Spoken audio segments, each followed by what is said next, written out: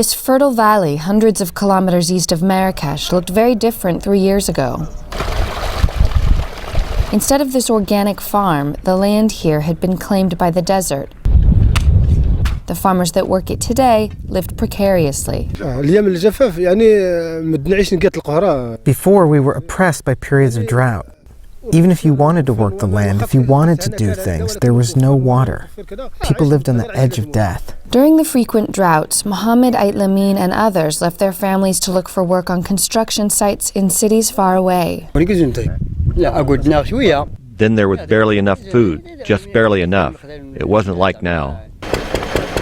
2 years ago, international donors put up money to drill a well. The Moroccan government donated land, and 30 of Hart Chaou's poorest families brought a cornucopia out of the ground.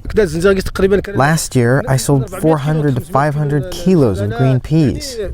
We thank God. Tomatoes, watermelon, potatoes, carrots, turnips, peppers. We've got all vegetables here.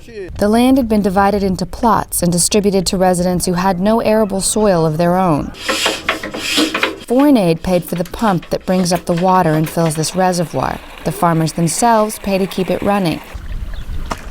Their new irrigation method has cut water usage by half. In the past, we worked in a haphazard way, without any techniques. We worked as our fathers did. Now the farmers plant their crops closer together and run water through narrow trenches. The technique was taught by aid workers who also showed the farmers how to fertilize with compost or manure.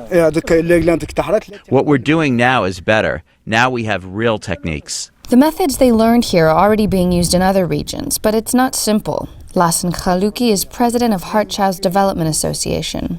It can be replicated, but the first thing is to have the space. Without land, one cannot do anything. Also, it's necessary to have a fund for the management of the land. And farmers who can make the desert bloom.